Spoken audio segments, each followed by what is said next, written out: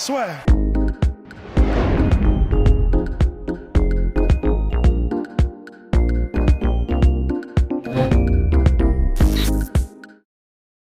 Bonjour à toutes et à tous et bienvenue dans le podcast La Soirée avec Monsieur Assourdine. On brise les distances de sécurité rapidement. Bonjour.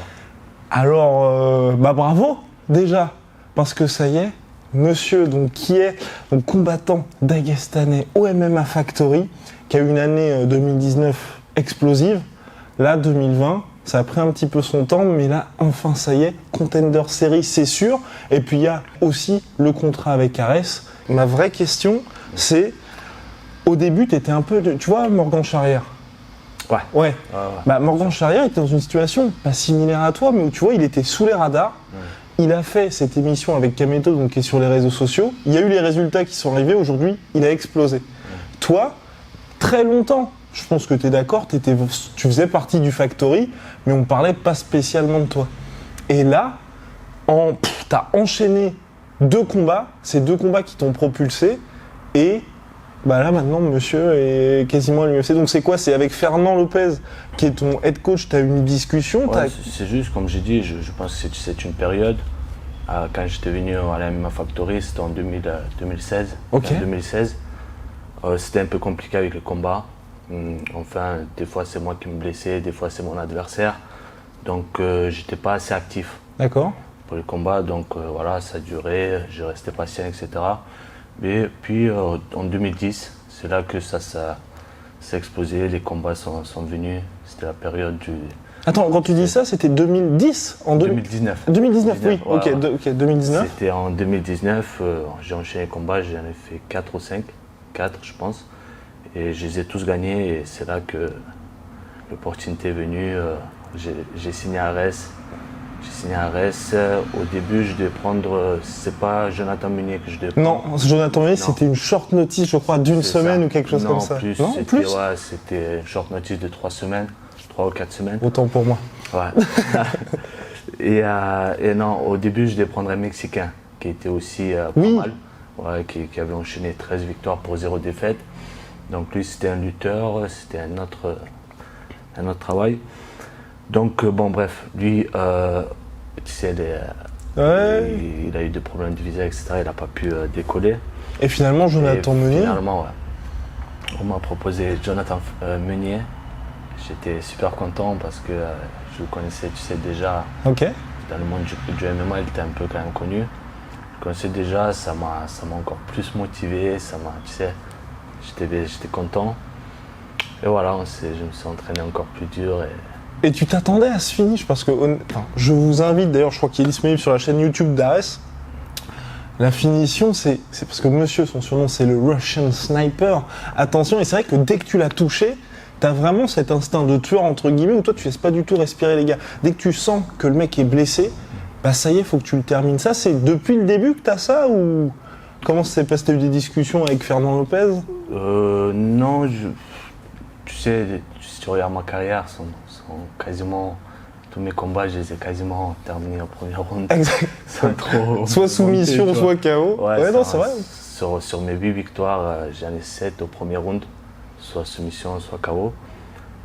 Donc non, contre Jonathan Munier, j'ai vu qu'il était touché. Le game plan, c'était pas de finir au premier round. J'étais prêt pour faire les 3 rounds. Le game plan, on l'avait préparé avec Lopez, Pico, mon frère Daguirre. Donc voilà, j'étais prêt pour faire 3 rounds. Et j'ai vu une bonne occasion. J'ai vu que quand il envoyait son bras avant, il était un peu trop long sur son bras avant. Il s'est jeté trop. Donc là, j'ai réussi à le contrer et j'ai vu que je pouvais finir le combat, mais tout en faisant attention. Je ne me suis pas jeté j'ai pas tout donné. Quand même, je faisais attention. Je pensais au prochain round. Ouais. J'ai pas donné tout, moi, j'ai pas gaspillé toute mon énergie. Et du coup, voilà, c'est terminé. J'ai gagné par TKO au premier round. Chapeau. Et ça, c'est quelque chose que tu travailles à l'entraînement, parce que je parlais avec Taylor Lapillus, qui disait justement, quand Assourdine commence à avancer et commence à justement trouver le rythme, à un peu choper le rythme de l'adversaire, c'est terminé. Ça, est-ce que c'est quelque chose que tu as travaillé au Factory ou que, on va dire, c'est pas inné chez toi, mais que tu as naturellement? Non, je travaille pas spécialement. tout ce que je travaille surtout mon cardio. Je travaille, tu sais, je m'entraîne à très intense. Ok. Je veux que du premier round jusqu'au dernier, il faut que ça soit intensif pour justement améliorer mon cardio. Mais sinon, non, pas spécialement, je ne travaille pas les finishes. Par contre, je devrais, parce que plus tard, ça va être très intéressant. Exactement, parce que les bonus à l'UFC, c'est 50 000 $ quand même. Ça, exactement. Et donc là, avec le confinement, monsieur a quand même pris physiquement. Hein. Là, c'est assez impressionnant. Est-ce que, parce que tu as combattu chez les welters, Ouais. si je ne m'abuse, C'est à 77 kilos. et là, définitivement, tu es chez les middleweight ou qu'est-ce que... Définitivement, c'est pas encore sûr. C'est pas Ok. encore sûr parce que j'ai pas encore fini avec les 77. Depuis le début, je combats à 77 kilos, donc je voudrais quand même faire quelque chose à 77 aussi avant de définitivement laisser cette carrière. Mais sinon, ouais, le prochain combat sera à 84. Cette décision a été prise pas que par moi, mais par toute la team. Ok. Par Fernand Lopez, Nicolas Haute, donc qui est en charge de la performance au MMA Factory. C'est ça, mon préparateur physique Ryan Gillette, très très bon préparateur physique. Bon voilà, c'est une grosse team. Voilà, on a pris cette décision-là parce que à 84 déjà, il y a moins de concurrence. Ok. Et pas que, en fait, on a vu qu'avec le temps, ça devenait de plus en plus dur pour moi de descendre de poids. D'accord. De poids. Et quand est-ce que tu l'as vu ça d'ailleurs C'était l'avant-dernier combat en Pologne. D'accord, ok. Ça, c'était pour la ceinture. 77 kilos, j'avais perdu 14 kilos à ce moment-là. En combien de temps? Je revenais de 1 mois et 2 semaines. D'accord. Ok, c'est Nicolas Haute qui s'était chargé du cutting. C'est ça, exactement. C'est lui qui s'est chargé de A à Z. Du coup, oui, on a vu que c'était... En fait, je perdais le poids. On a constaté que je perdais énormément de muscles aussi. Parce que au combat, parce que je mange peu, tu es obligé de manger peu pour descendre de poids. Je suis grand de taille pour 1m77. Quand il reste 2-3 semaines, je mange quasiment plus. Et qui dit peu, il dit peu de protéines. Et peu d'énergie aussi. Ouais. Exactement. Et ce qui fait que j'ai perdu en muscle. Je perdais en muscle et je ressentais au combat que j'avais 50% de ma force que j'ai actuellement. Je perdais énormément de force. Ouais, du coup, on a pris cette décision, mais c'est un peu dommage que je ne vais toujours pas laisser tomber cette catégorie. Oui, parce que tu n'es pas allé au bout non plus. Mais bon, parce que Nassourdine fait 1m91, c'est ça? Tu mesures 91, donc c'est vrai que chez les welterweight, tu es énorme quand même par rapport à tout le monde. Carrément. Et là, chez les middleweight, je pense que toi, tu es beaucoup plus à l'aise parce que ça va te faire un cutting moindre.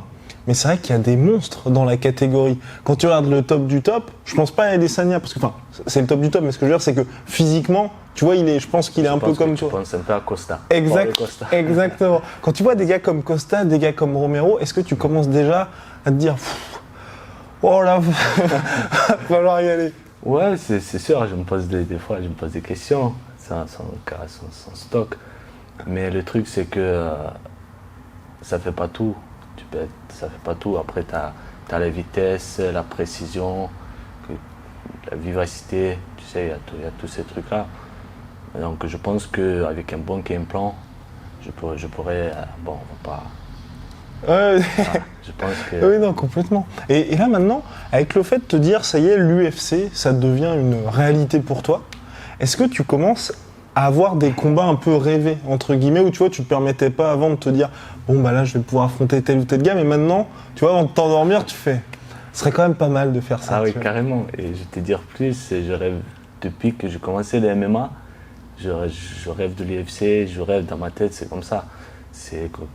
J'imagine d'affronter tel combattant. Moi, je vais pas te dire tout dans la tête. Non, mais donne-en un. Non, mais mais j'imagine qu'il y en a un quand même. Il y a un gars qui te fait rêver. Plus tard. Ah oui, bah, évidemment. Les gens. Adesanya est toujours champion. Ah ouais, d'accord. Voilà, ok. On va trop loin là. Mais sinon, parce que t'aimes bien son style ou parce que c'est. Ou c'est juste parce que c'est le champion? Juste parce que c'est le champion. C'est tout. Celui qui sera le champion. D'accord. Ouais, mon rêve en fait, c'est de prendre la ceinture. Ok. Bon, Peut-être je parle trop. Ouais, non, c'est bien d'avoir de l'ambition. On avance, ouais, mais c'est ça dans ma tête, c'est ça. C'est pas que juste de rentrer à l'UFC. Ça m'intéresse pas, c'est une organisation pour moi comme une autre. Et rentrer, c'est bien, mais après. Et quand tu vois un petit peu, donc tu as la chance d'être au MMA Factory et tu t'entraînes par exemple avec Cyril Gane qui lui est à l'UFC, il y a eu d'autres combattants du Factory qui ont été à l'UFC.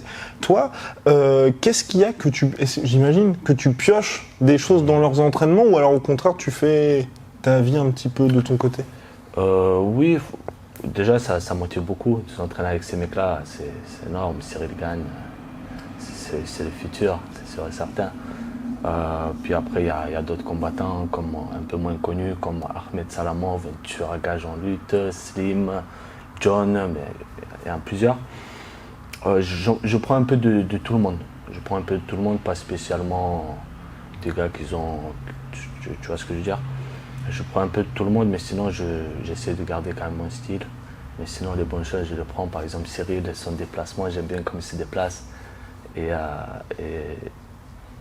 je travaille ça en ce moment. Ça sera mon game plan pour le prochain combat. Et jusqu'à maintenant, qu'est-ce que Fernand Lopez t'a appris, on va dire, qui a le plus changé, toi, ton approche dans le sport, ou même Nicolas Haute, tu vois, un apport d'un coach qui a fait que tu te disais, ah bah, j'imaginais pas pouvoir soit faire ça, ou soit mettre en place ce genre de game plan. Mettre le débit.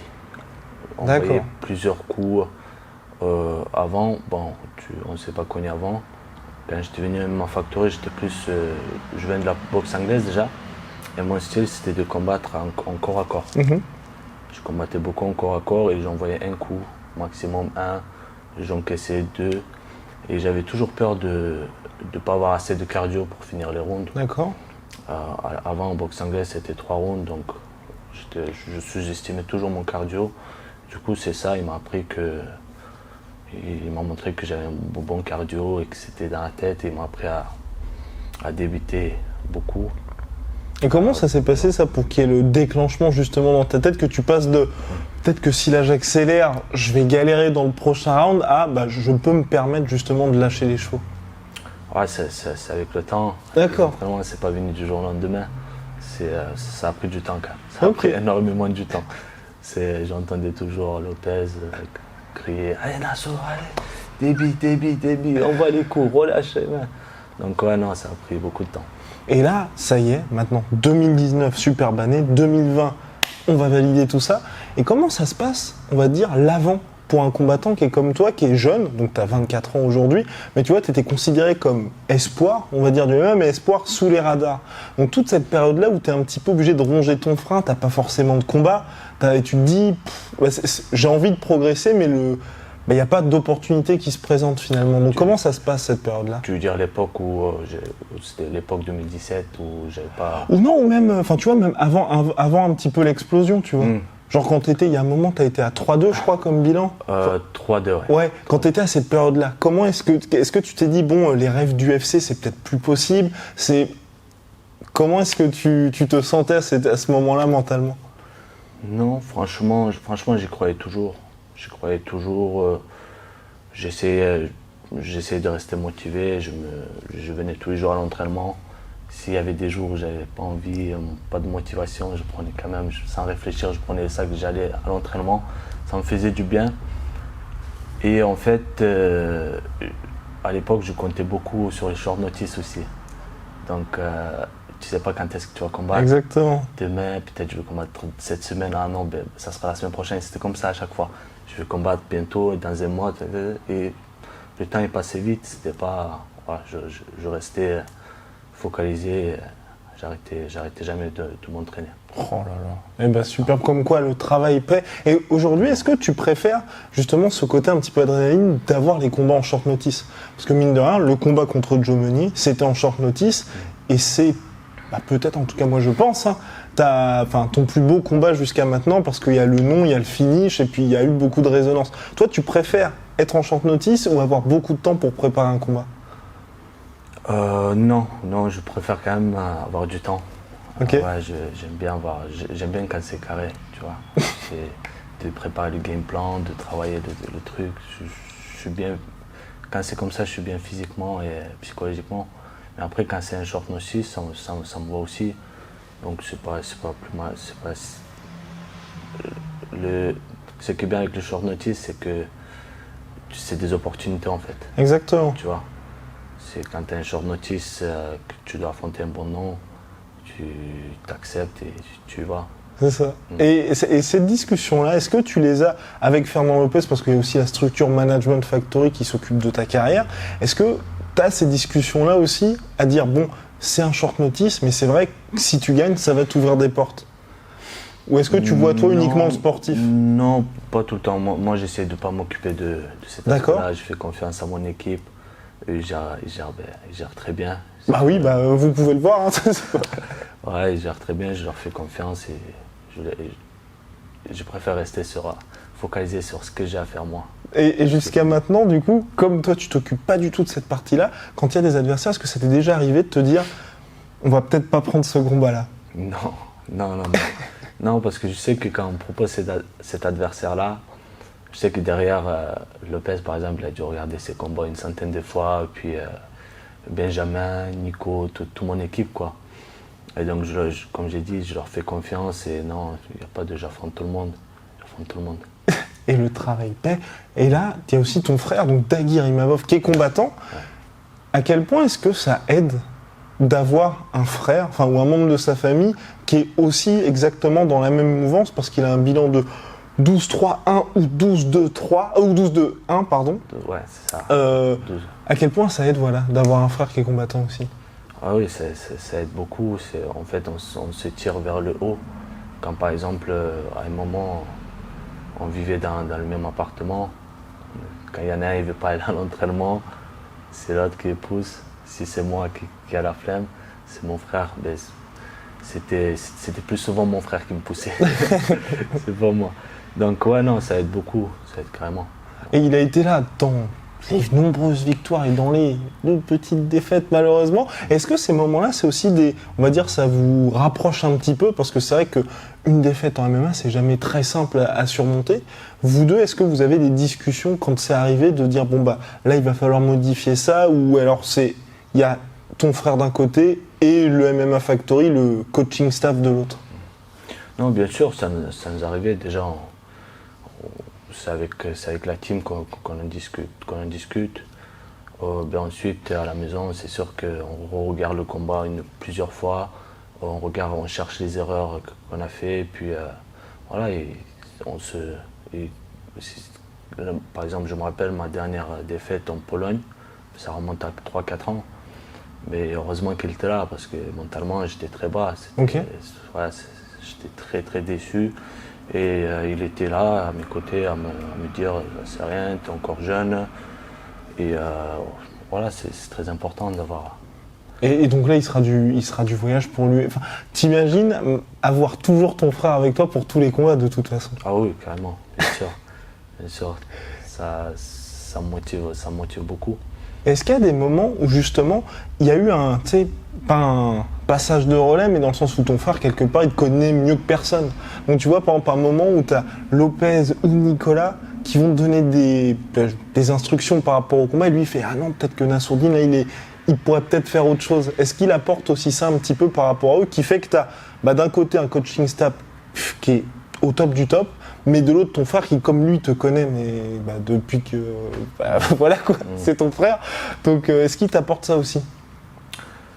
Oui, bien sûr. C'est mon frère.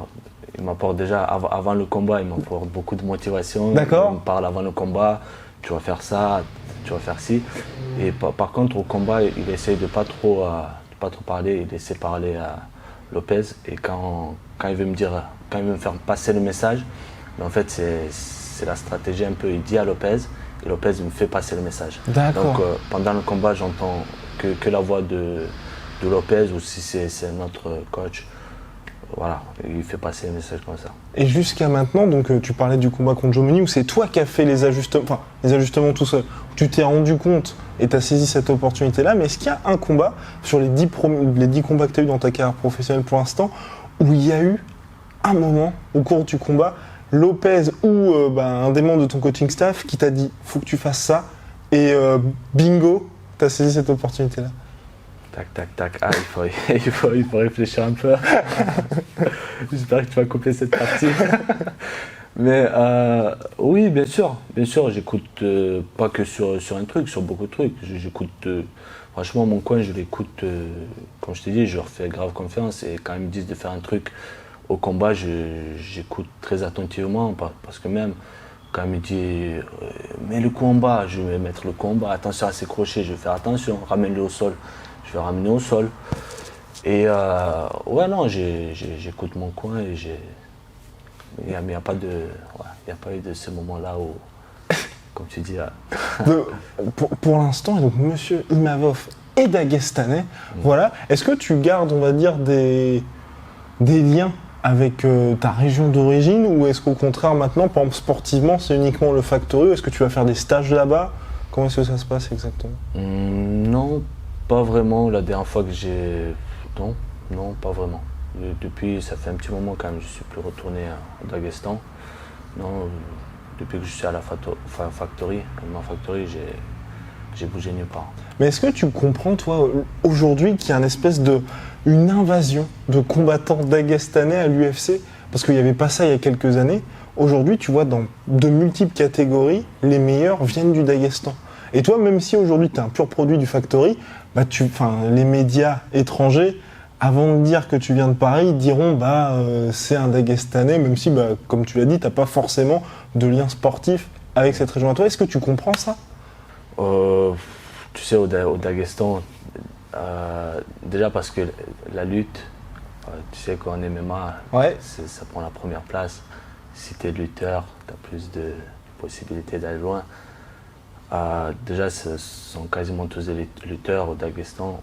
Chez nous, là-bas, la tradition, c'est la lutte. Donc, les combats, tout le monde commence la lutte là-bas. Même moi, avant de venir en France, j'avais fait de la lutte au Daghestan. D'accord. Et même si tu ne vas pas dans un club, tu vas lutter tout le temps avec tes amis quand tu sors dehors, promener, ça part en lutte, tu vois ce que je veux dire, c'est la tradition. Après, ouais, je sais pas, ils ont faim quoi. Là-bas, ils ont envie de s'en sortir. C'est pas, voilà. Et toi, tu romps un peu avec ça, parce que Russian Sniper, donc c'est plutôt le striking, ton truc. Et le sol, comment est-ce que ça se passe exactement? Là, est-ce que c'est un monsieur, évidemment, des victoires par soumission, mais est-ce que c'est quelque chose où tu te dis, je peux potentiellement faire un combat exclusivement là-dedans s'il le faut? Ah oui, carrément. Là, pour le moment, je gagnais mes combats plus en striking. Mes combats, je les ai faits. Les combats, si tu regardes, sont quasiment. Exactement. Je reste toujours debout. Mais sinon, s'il faudra lutter, je garde ça comme surprise pour plus tard. S'il faudra lutter, il n'y a pas de problème. Je vais lutter. Et parce que c'est vrai qu'au Factory, il y a Salamov qui est hyper bon, il y a Slim aussi. Est-ce que tu tournes régulièrement avec eux aujourd'hui? Comment est-ce que ça se passe tes entraînements? Est-ce que tu es plus avec Cyril Gane qui est un heavyweight? Ou alors au contraire, tu vas avec Salamov qui est assez imposant aussi pour un middleweight quand même? Ou est-ce que tu tournes avec un petit peu tout le monde? Je tourne un peu avec tout le monde. Sont tous assez forts dans leur domaine. Mais sinon, je tourne très souvent avec Ahmed Salamov. C'est un tueur, tu connais. On tourne beaucoup. Et d'ailleurs, il me fait penser à Chimaev. Ah oui. Il me fait penser beaucoup à Chimaev. Il a carrément le même style et je pense que dans le futur, il va avoir le même parcours. Retenez ce nom. Carrément, vous allez entendre beaucoup parler de lui. Ouais, on lutte beaucoup, on travaille le sol. Ce qui est bien avec Ahmed, c'est que moi, je peux l'apporter en striking et lui, il peut m'apporter en lutte. C'est que je pense que c'est le destin qui nous sont réunis, tu sais. Il était venu à la MMA Factory. Il n'avait jamais fait de la boxe anglaise et la progression, elle est énorme. En un an, c'est un truc de ouf. Et du coup, voilà, moi, je l'apporte en boxe anglaise et pied-point. Et lui, en tout ce qui est lutte, tout ce qui est grappling, etc. Et là, est-ce que du coup, tu commences? Parce que monsieur en grappling, il est avec des Golgoth comme Salamov ou Slim. En striking, tu es avec Cyril Gane. Est-ce que tu commences pas à te dire peut-être que je pourrais aussi aller chez les light heavyweight? Des fois, ouais, non. C'est encore trop tôt pour en parler. Mais pourquoi pas pour plus tard, hein, comme mon poids il évolue, je pense qu'il va évoluer encore avec le temps. Aujourd'hui j'ai 24 ans et je pense qu'avec le temps je vais encore prendre de la masse musculaire. Pourquoi pas plus tard. Et comment t'envisages la suite du coup là? Parce qu'il y a Contender Series ou UFC, enfin dans tous les cas ça va être l'organisation américaine. Après, est-ce que toi, tu vois, tu as déjà un plan en termes de rythme de combat? Parce que c'est vrai que là, l'année, ça a été quand même très vite pour toi, hein, on va pas se mentir. Ou est-ce que tu veux te dire, bon, on va peut-être un petit peu se calmer, malgré, c'est vrai, le confinement qui a peut-être un petit peu ralenti les choses? Non, franchement, si je fais un combat, par exemple, là j'ai un combat prévu au Contenders, je fais un combat là-bas, j'aimerais bien combattre tout de suite derrière. Tout de suite derrière, n'importe, même une semaine. Parce qu'en fait, j'aime bien d'enchaîner les combats. C'est à ce moment-là que je suis prêt. Je vais faire mon combat.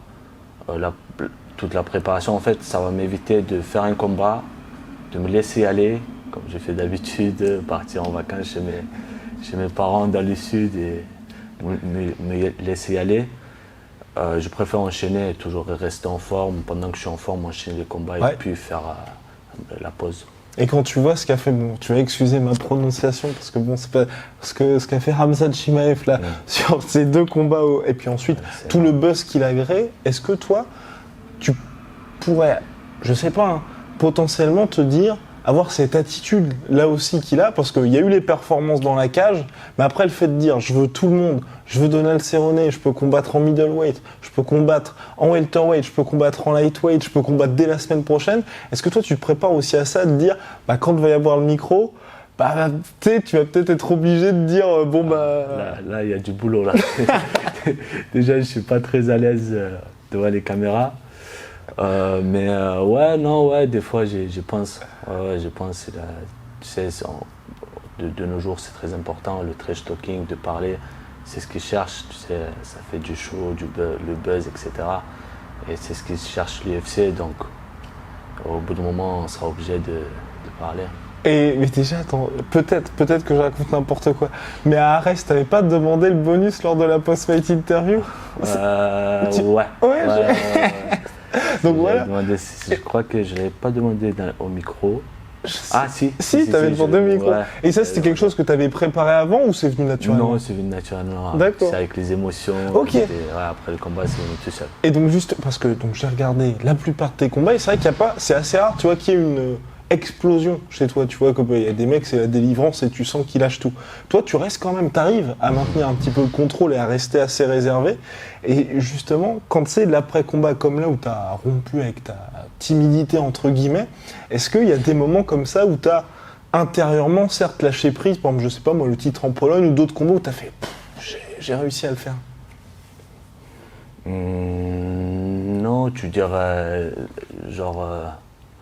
Ouais, te dire, lâcher prise, quoi. Non, pas vraiment. Et tu penses que ça pourrait arriver, ça?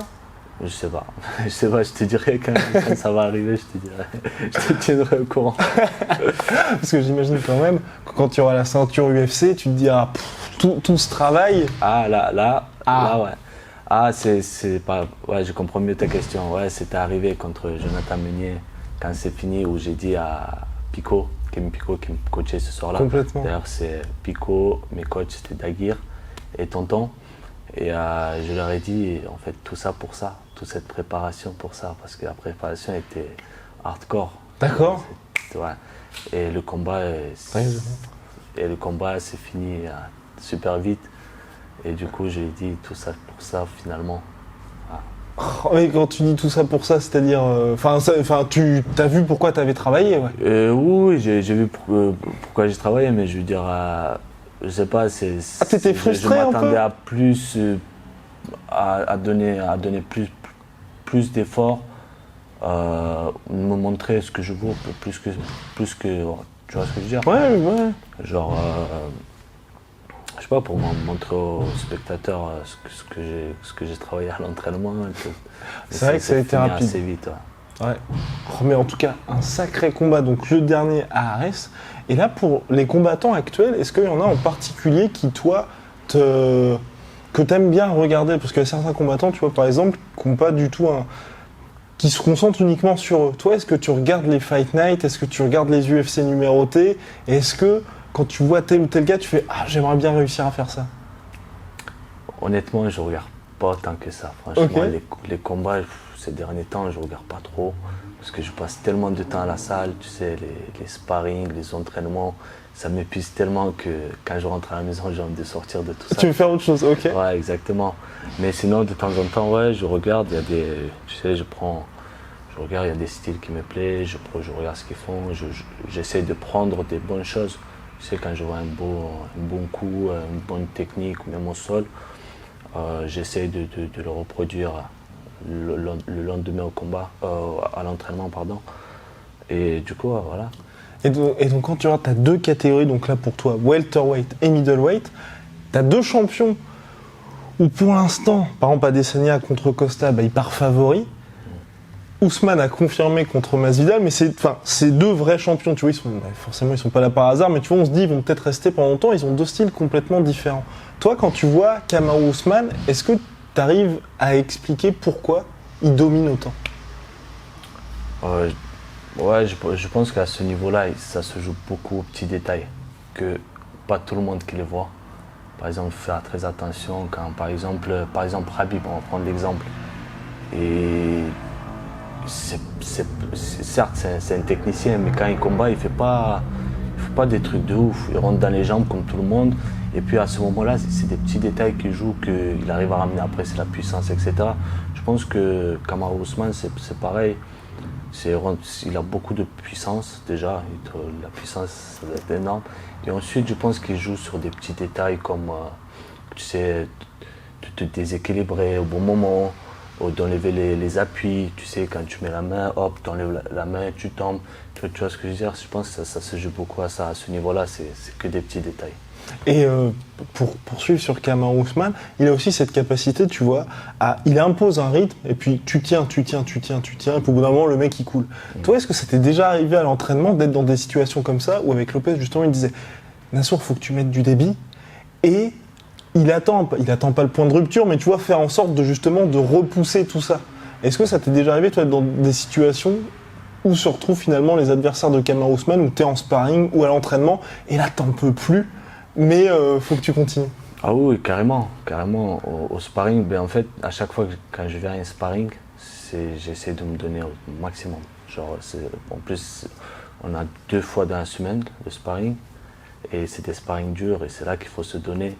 Et moi, à chaque fois, je vais avec un objectif, on va dire, de me donner, j'en peux plus. Et c'est un peu du hard work, quoi. Ah ouais? À ce moment-là, et du coup, oui, ça m'est arrivé plusieurs fois où j'en peux plus. Il y a des moments où j'arrive plus à respirer. Tu vois, il y a des moments où je pense ne plus jamais reprendre mon souffle tellement je suis fatigué. Oh, il y a eu des moments comme ça. Et quand tu fais les sparring avec Cyril, est-ce que c'est extrêmement compliqué? C'est très compliqué. Je t'inviterai la prochaine fois.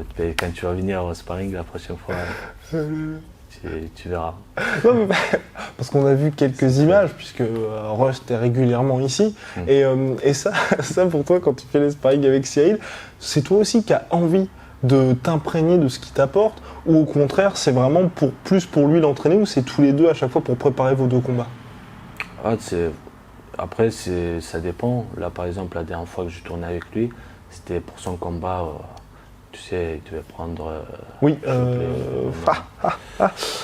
Pavlovich. Yes, il devait prendre Pavlovich. J'étais là pour l'aider pour sa préparation, mais en même temps, ça m'aide beaucoup aussi parce que voilà, c'est Cyril. Aujourd'hui, il a pas mal d'expérience. Il a fait déjà 3 combats. Ouais, 3 combats, 3 victoires en 6 mois. Voilà, énorme. Donc voilà, c'est un peu, comment dire, un prestige pour moi. J'apprends beaucoup avec lui. Et voilà, et ça me motive aussi, même psychologiquement, quand tu tournes avec des gars comme ça et que après tu dois affronter un Polonais où tu es confiant, tu vois. Et est-ce que tu t'es déjà dit justement, là tu parlais de confiance, après une super prépa au Factory, quand t'entres dans la cage, ça va être facile. Enfin, sans se dire ça comme ça, mais tu vois, où t'étais vraiment complètement serein, et tu t'es dit, j'ai fait, je sais pas moi, 2 mois de sparring avec Cyril, Ça s'est plutôt bien passé, là j'affronte un mec, ça va le faire. Ah oui, carrément, franchement, ça m'arrive presque à tous mes combats. Tu vois, avant les combats, j'ai pas trop de stress. Et je pense que, je sais pas exactement pourquoi pour le moment, mais je pense que c'est surtout pour ça, tout ce que je donne à l'entraînement, avec des gars que je tourne, Slim, Ahmed, Cyril, John, le futur, Mehdi, ben, il y a plein de gars. Et quand tu tournes avec des gars comme ça, c'est logique. Tu rentres au combat, tu es serein, tu es bien psychologiquement. Et ouais, non, je rentre au combat, je suis à l'aise, je suis confiant. Et là, l'ultime question, on va le laisser tranquille bien évidemment, c'est finalement, tu parlais d'être à l'aise, de ne pas avoir de pression, machin. Est-ce que là, le combat à l'UFC, j'imagine, là c'est la première entre guillemets interview où on en parle, mais il va y avoir plus d'interviews, il va y avoir des médias étrangers aussi qui vont t'interviewer, il va y avoir les caméras d'ESPN. Est-ce que tu te dis pas, je vais faire, je sais pas moi, un travail mental par rapport à ça, ou tu redoutes de te dire, je vais peut-être réaliser ce qui m'arrive? Oui, je me pose souvent la question. Qu'est-ce que ça va donner à l'UFC une fois que je serai là-bas? Est-ce que je vais avoir de la pression? Après, c'est sûr, quand il y aura les caméras, les interviews, tout ça, je vais avoir la pression. Ça, c'est sûr, et je vais beaucoup travailler sur ça. Parce que, tu sais, je ne suis pas habitué à donner des interviews, etc. Mais sinon, pour le combat, je pense que ça sera un combat comme un autre à l'UFC. C'est certes, l'UFC, il y a la foule, etc. Mais je sais que la foule, ça va me motiver au contraire. Parce que je me rappelle, à l'époque où j'avais accompagné Thierry Sogoudjou au KSW, à ce moment-là, ils organisaient dans un stade de foot et il y avait 60 000 spectateurs. Record, c'est le record pour un combat, pour un événement MMA. Ouais. C'est ça, c'était énorme. La foule, tout ça, je te jure, ce jour-là, je voulais plonger dans la cage et combattre. Et ça me motivait, j'avais vu ça. Au contraire, je pense que la foule, tout ça, ça va me motiver. Mais après, pour tout ce qui est caméra, il faudra bosser. Mais là, tu parlais de la foule, mais ça va être à huis clos. Et ça pour toi, est-ce que je parle plus tard. Ah oui. Plus tard, ouais. Mais et c'est pas mieux pour toi entre combattre à huis clos et combattre, parce que moi personnellement, je sais pas si tu as regardé les récents UFC, j'adore.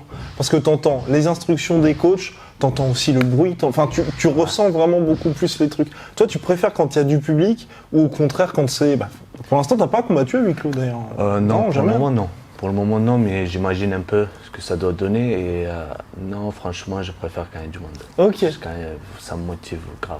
D'accord. C'est aussi ça qui m'enlève le stress quand je te dis qu'avant les combats, je suis serein, il y a la foule aussi, ça me motive. Je sais pas comment l'expliquer, je suis confiant, voilà, psychologiquement, je suis bien quand il y a la foule. Après, on va voir ce que ça va donner. Être contender, il y a personne, je pense. Non, c'est ça, exactement. Il y a Dana White, il y a les matchmakers, et puis voilà, et puis toi, et puis ton adversaire. Heureusement. Et là, une fois, si tout se passe bien, tout se passe formidablement bien, t'as le title shot contre Adesanya, tu vois, d'ici, on va dire, 1 an et demi, 2 ans, pour pas trop aller trop vite, hein. En ayant des victoires sur Romero, sur Costa entre-temps. T'aimerais faire ce combat-là, ou est-ce qu'il y a un endroit en particulier où toi t'aimerais combattre? À Paris. Ah ouais, à Paris, d'accord. Carrément, ouais. Okay. Carrément. Pour moi, c'est très important de combattre devant son public, devant sa famille. C'est énorme. C'est un rêve. C'est carrément un rêve. J'aimerais bien de combattre. Ouais. Et ben voilà, le rêve de Nassour Imavov. En fait, j'avais une ultime question. Je suis désolé, mais pour toi aujourd'hui, c'est qui le meilleur combattant actuel? Ou le mec où tu te dis waouh? Et pas forcément dans ta catégorie, hein, toute catégorie confondue. Toi, quand est-ce que tu te lèves à 6h du matin pour regarder un gars combattre? Si tu te lèves à 6h du matin pour regarder les mecs combattre. Il y a plusieurs combats, okay. Il y a plusieurs combattants. C'est John Jones par exemple, Khabib, et voilà, non, il y a que... Ouais, et ben voilà. Vraiment les top, les meilleurs pour moi, c'est John Jones. Déjà, ça c'est le meilleur. Bon, après... Et ton frère qu'il a ralenti John Jones depuis quelques temps? Oui, carrément, je pense qu'il vaudrait mieux d'arrêter. Ah ouais, D'arrêter là, ah oui. ouais. Il y a un moment où il faut savoir arrêter. Tu peux pas être champion toute ta vie. Et je pense que ça serait mieux qu'il s'arrête. Ah, et donc toi, tu y penses déjà? Non, tu penses pas à ça. De te dire, faut avoir la sagesse de se dire, quand je ne peux plus, je ne peux plus. Ah oui, carrément. Je Ok. pense que. Non, je pense qu'à 35, ouais, à 35 ans, j'arrêterai. Bah, c'est pas sûr, hein. Ouais, bah, Je ça dis ça, dépend. on est encore très loin. Très très loin. Je dis 35 ans parce que je suis loin. Oui, Peut-être quand ça va arriver, je vais commencer à gratter un peu parce que tu sais comment c'est. Le exactement. sport, c'est dur à arrêter. C'est ça. C'est comme une drogue. Exactement. Et puis surtout qu'à 35 ans, bah, tu auras ce statut soit de champion UFC ou top contender. Donc tu as les gros salaires aussi qui sont là. Donc c'est vrai que c'est compliqué Ouais, de dire, bon, à la sourdine, tu vas combattre pour 800 000 $ et tu vas dire non. Ouais, c'est clair. Wow. Enfin, bah formidable. Donc voilà, Nassourdine Imavov. Merci beaucoup. Merci à toi. Soit.